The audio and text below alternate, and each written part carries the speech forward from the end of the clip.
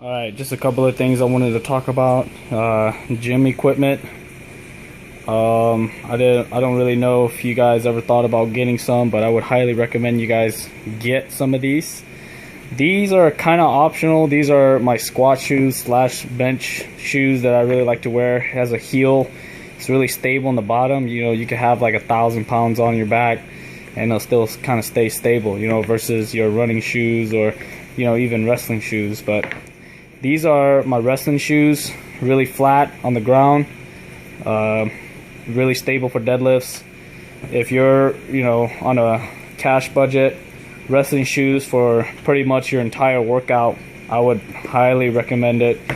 I prefer wrestling shoes over Chucks and other types of shoes because it doesn't have that thing from underneath where it collects like a lot of fuzz.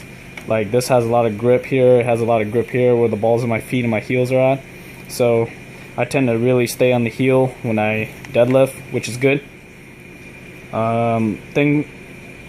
These, I bought these for 40 bucks. You know, if money is an issue, 40 bucks lasts you like 1 or 2 years.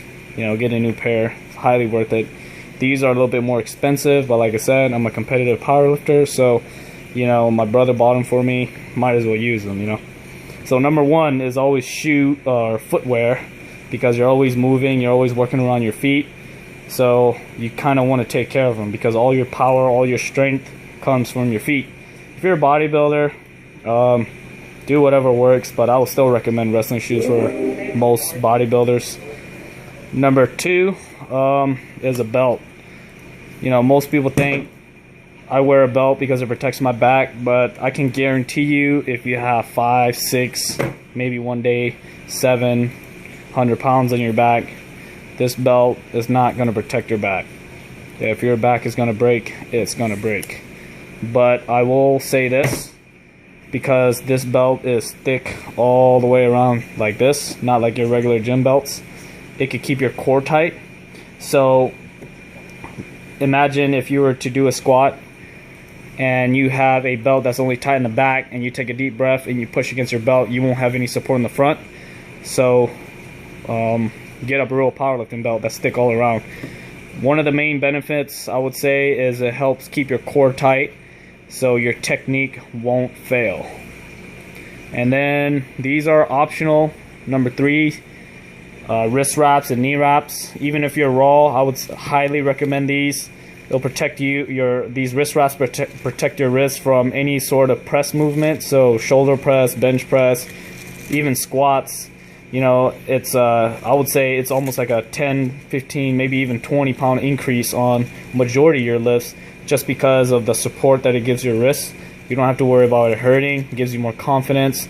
You know, even certain weights feel a little bit lighter, especially if you have it on kind of tight. And the knee wraps. If you're squatting or doing any sort of pressing with your knees, if you have a lot of knee issues, and even if you don't, these will help protect your knees, and at the same time will give you a few pounds off your squat or leg press or whatnot. And you know, that can also transfer over to your raw lift. So let's say if I could squat 400 pounds raw and I put on these knee wraps and I could squat 450.